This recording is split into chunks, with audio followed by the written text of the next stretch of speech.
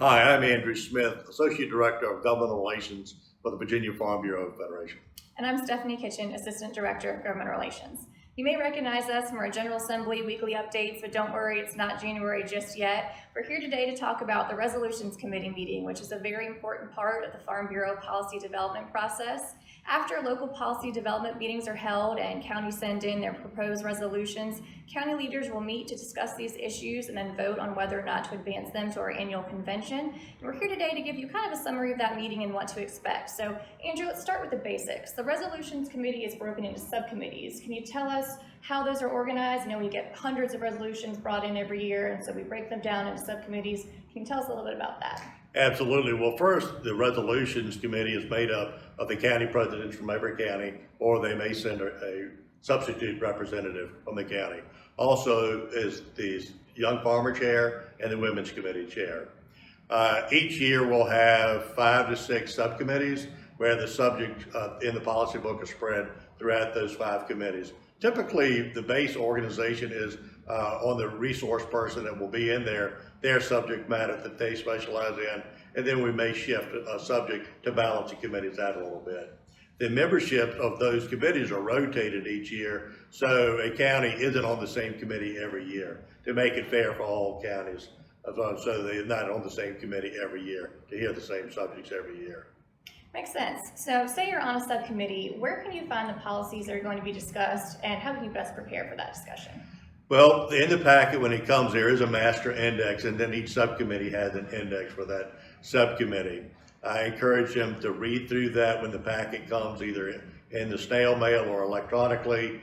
Be familiar with their subcommittee report, or they're familiar with the policies that they're going to be voting on in subcommittee. But also know where their policy may be, have been put for their discussion of that if they want to do that.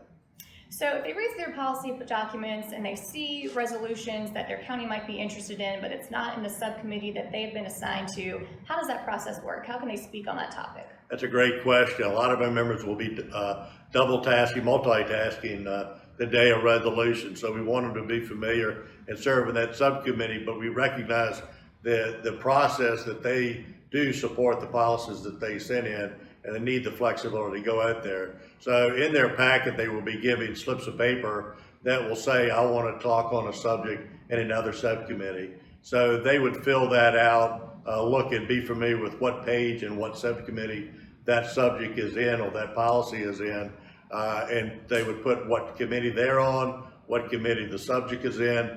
Then at the beginning of every subcommittee, staff will ask for those slips of paper. Then they will organize and give them to runners. The runners, each committee has a runner that will go get the member from the committee that they're on and tell them that the subject is coming up in the subcommittee they want to go speak in. So it gives them the opportunity to stay in their subcommittee as long as possible, and then allows them to go to get to that subject. The other advantage of those slips of paper that will let the people know that somebody wants to come speak is that they'll be able to hold that policy up, or at least know that somebody's coming, and to be courteous to let that county speak. Sounds like preparation is really key here. Now, after the subcommittees finish their work, we have general session. Tell us about that. What can members expect?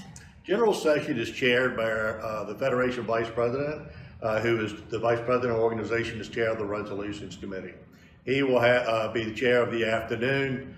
Each subcommittee chair will then present their report, the actions that were taken on their policies or proposed policies in their subcommittee. The order may not be A, B, C, D, E. It depends on which subcommittee finishes first or the document gets prepared. Andrew, in the past, I've seen times when a proposed resolution failed in subcommittee and then a member wants to bring it back up and talk about it in general session. Is that allowed? Right. Often somebody will fight for an issue in subcommittee and will lose. Robert's Rules of Order basically says that you must be on the prevailing side to bring an issue back up. So if somebody wants to bring an issue back up, they must be on the winning side when it was voted on, or get somebody on that side to bring it up for them.